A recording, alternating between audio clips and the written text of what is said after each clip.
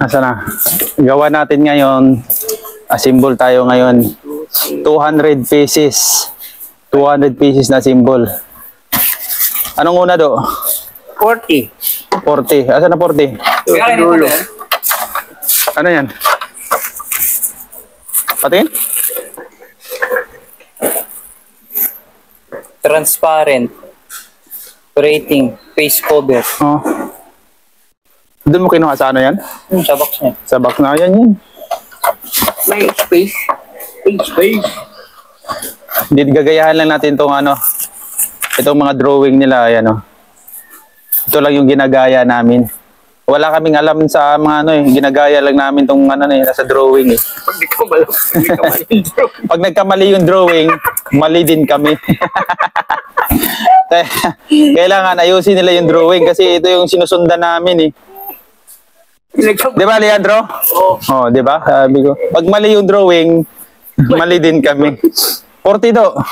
Yung main natin, 1 pole na 40. Dito, meron dito. Ayun. 1 pole na 40 yung main.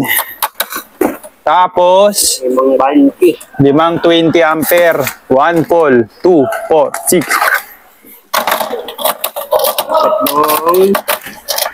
Tatlong 16 ampere. 1 pole. Oh, ganun lang guys. Oh.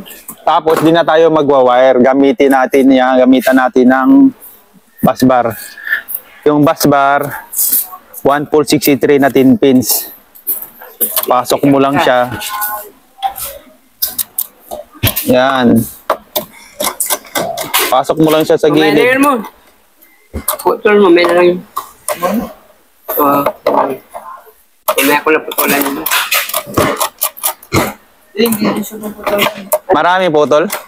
Hindi po putol? Or tagging lang muna. Tagging lang, kala ko. Pero ihanda mo na yung ano, mga breaker. Ihanda mo na? Ano lang po yung busbar lang po yung sasama.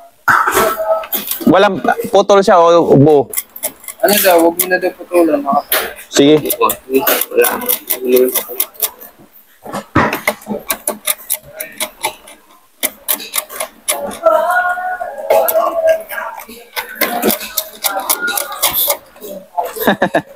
Labanan yung antok.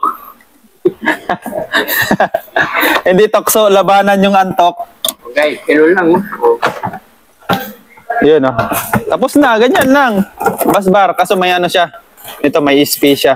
Siguro may ilalagay sila dito na isang breaker.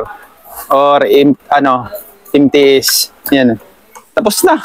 Wala siyang ano wiring. Mabilis lang. Yun oh. Okay. Thank you.